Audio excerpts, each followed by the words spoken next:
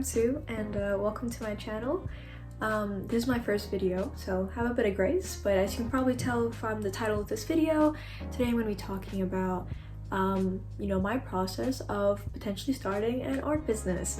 I just want to preface off the bat, I do not have an audience. I don't have any experience with marketing or content creation or selling products online really.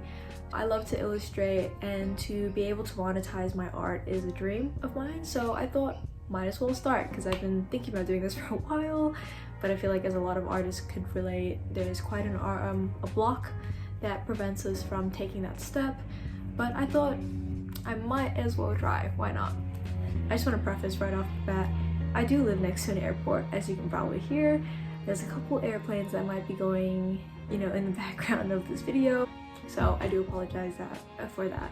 Okay, so there's going to be three main steps that I'm going to go over in this video that I've decided are the main things I want to focus on in my process of creating this business. Step one is going to be initial investments and research. In regards to research, I'm probably not going to go into depth that much about it. I feel like it's pretty straightforward.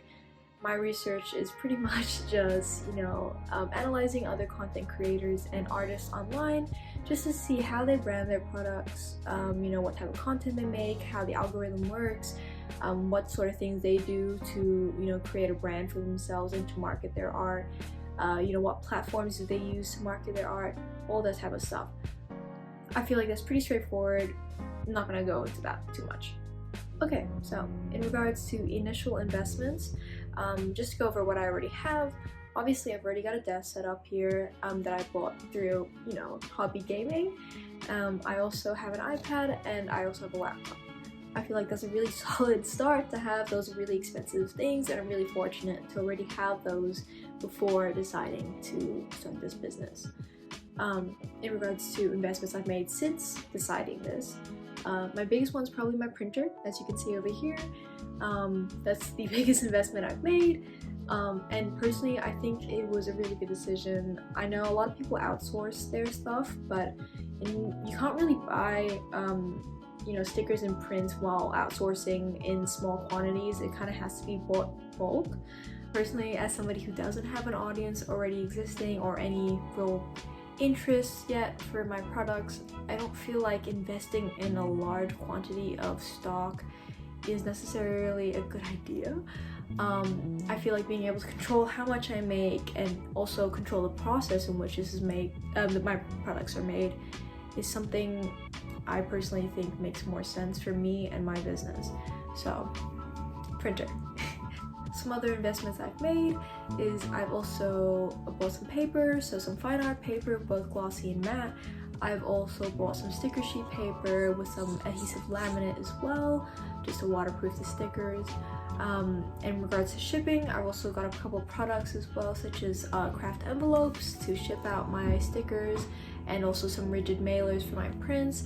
And then as well as I made a little stamp out of a lino cut block, just to brand the packaging a little bit and just to add some personal touches that I feel like is, as a consumer, I personally really enjoy seeing packaging to be customized and to kind of look cute. I feel like that's an important step in the process of building an audience that will continue to purchase from you. So straight off the bat, in regards to branding, I haven't fully decided on how I want to brand myself yet.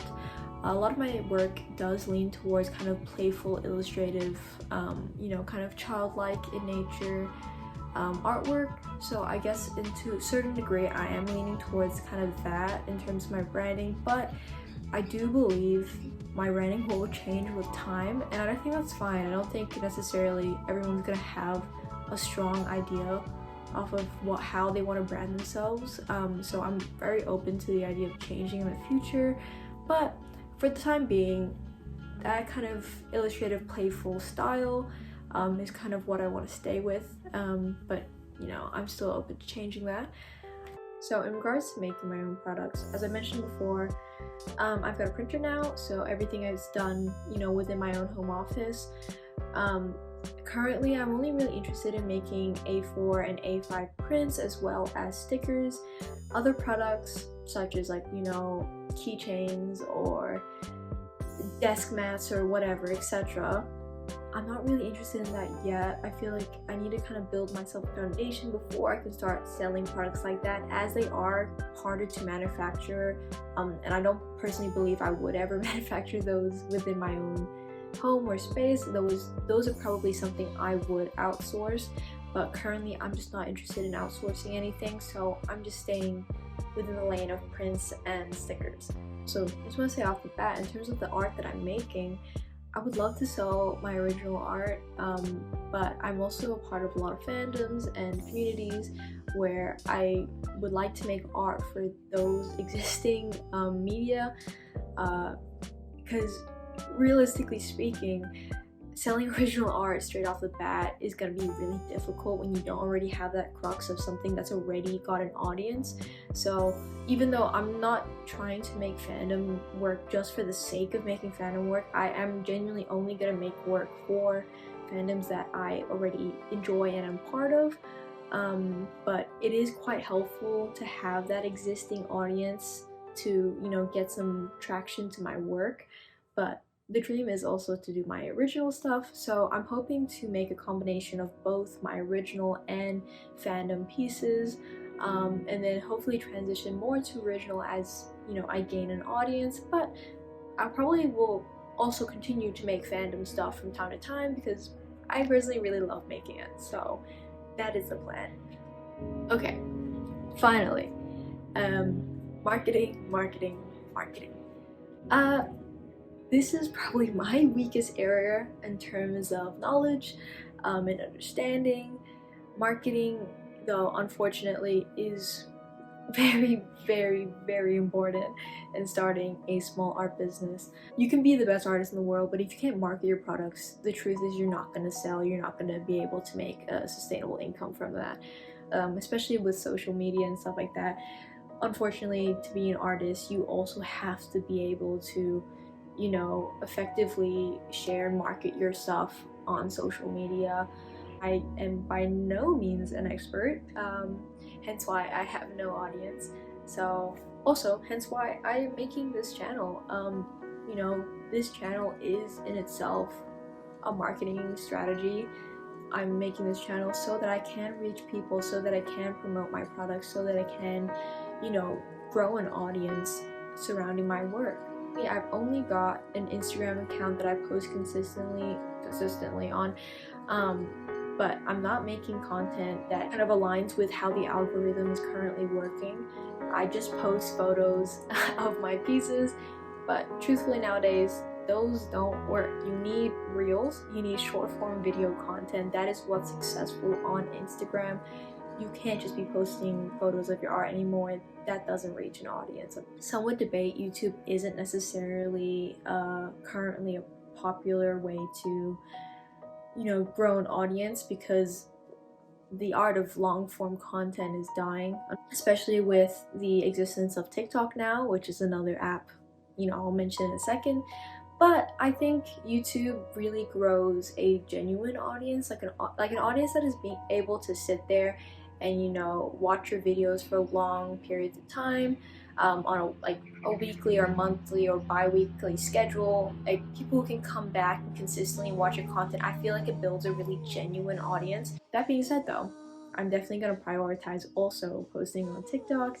Instagram, you know, I'm going to try and post on it as consistently as TikTok, but to me it's not as big of a priority. Just unfortunately, it's just the app isn't as what it used to be for artists. However, I do want to maintain it though, just to build a portfolio of stuff. I feel like it's good for that reason. In terms of other marketing things, I might invest in Etsy ads or invest in Instagram ads or Facebook ads or whatever to promote my stuff. As you can probably tell by just listening to me, I'm by no means an expert, but if anybody here who's watching has experience in marketing, or specific experience in marketing for a small art business, any advice or tips would be really appreciated in the comments. Or if you want to reach out to me personally, all my, you know, socials are going to be linked below and also on my bio of my main page. But yeah, any help would be really appreciated. In terms of where I'm gonna sell my art, currently I'm looking at Etsy. I know there's a lot of debate on whether or not Etsy nowadays is a good platform for people to sell things, but realistically speaking here, Etsy has an audience already. Obviously you need to work in order to garner that audience, but there is a pre-existing audience that is kind of on Etsy. So creating a website like a Shopify website, you know, although I know that's better, you know, so a lot of cases that usually I find is better when you already have an audience. But when you're like me who doesn't have an audience, you know, how am I gonna get people to get on my site? So I feel like starting off, I want to start on Etsy. I feel like it just makes more sense for me, and then hopefully as I grow an audience, I'm able to transition to my own website. Okay, so that's pretty much the end of my video. I'm hoping that you guys come back and continue to watch my stuff and support me and my business. You know, I do want to say I am a university student, so promises on consistency, you know, I can't really make that promise. It is though the summer break though for me, so I get a lot of time off currently, which is why I decided to start doing this now. When I do have time, I can just really lock down and get some roots into starting this whole process. And hopefully once I've kind of established a lot of things, I'm able to just maintain that business while still being a university student. But my goal is to post as often as I can and to keep, you know, have consistency on this account, but also on TikTok and on Instagram and whatnot. But yeah, I really appreciate you watching this video. I hope you guys weren't too bored out by this video.